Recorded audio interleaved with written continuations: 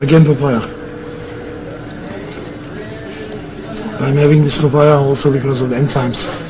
And I like to have something sweet. Everyone who's not craving the diet for nothing is a liar. Either he's not on a diet or he's pretending like everything is alright. A lot of my co-competitors say they're never hungry in a diet, they're never tired in a diet, they have no cravings. They're all liars. And if this would be the case, why do they immediately start eating after the show is over? Why do they start eating French fries, potato chips, chocolates, everything? They have no cravings. I think it's totally normal to suffer in the diet. If I wouldn't be suffering the diet, it wouldn't be a diet at all. And so my replacement for sweets is sometimes, it's almost on a daily basis, my papaya. Deprived of sleep, I wake every night a couple of times up. I go back and forth to the restroom. I'm hungry, I'm craving, and I do twice a day cardio, train in the afternoons between 60 and 90 minutes, sometimes longer, sometimes less. Only when I'm very, very tired and very exhausted, I take a day break, I take a day off, but mostly I force myself. It's a profession like any other else. For example, if you would be a police officer, you're not in the mood to go to your second shift, you have to go because you know it's your job. In my case, it's the same. But the difference is, I like to be world class, and to be world class, you have to give something special. You have to do something extra. If you're not willing doing it, then you should do something else. And I'm willing to sacrifice a lot of things, not my health, but a lot of other things, and I think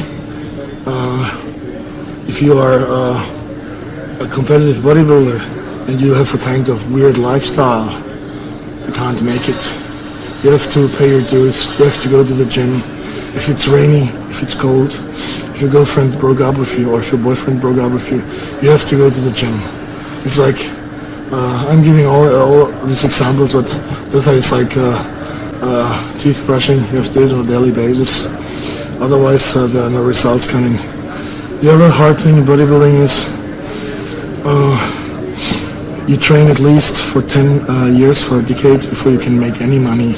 So I'm in this sport not to become a millionaire, to become rich. I'm in this sport because I love the sport. I'm dedicated to the sport. And with my only target or goal, the goal is to place high enough and to prove to myself that I'm one of the best. Thank you.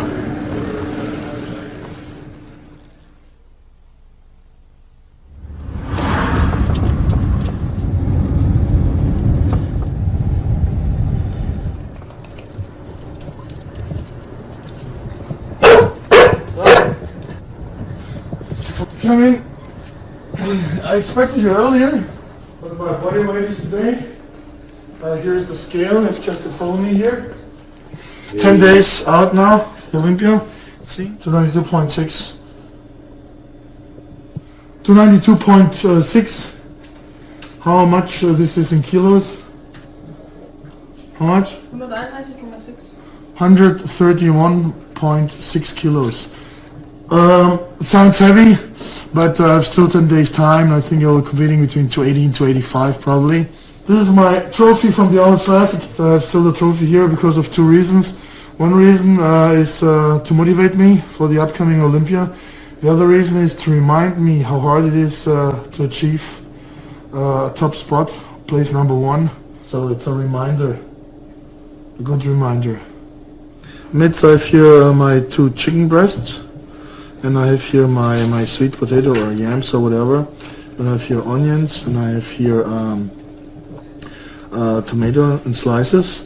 In the diet, always high protein, low carbs, low fat, plenty of water during the daytime, also during the meals, because the more you eat, the more you drink, the more you actually slow down your digestion process. I like to slow down my digestion process, to eat less, to have a longer time of to have a longer period of time my stomach filled up so that I don't eat that much. Normally you shouldn't eat that, you shouldn't drink that much fluids during the meals, but I intentionally do it. And now the weather here is still hot. I'm sweating the whole time, I'm doing lots of cardio. If I don't drink enough, I feel dehydrated, I become nervous. So I'm used to drink more and more. And it's also very important to drink lots of water, especially when you're having a high protein intake, because it's a lot of pressure for the kidneys.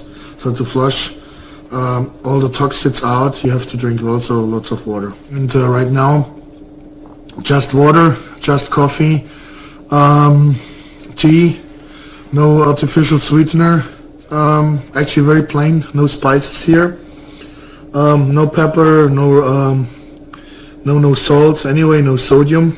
Take the sodium out by a natural way. This means I avoid egg whites the last 3 weeks because they contain a lot of sodium. So with one word, I cut naturally the sodium out. I don't do any sodium loading, I don't do any potassium loading.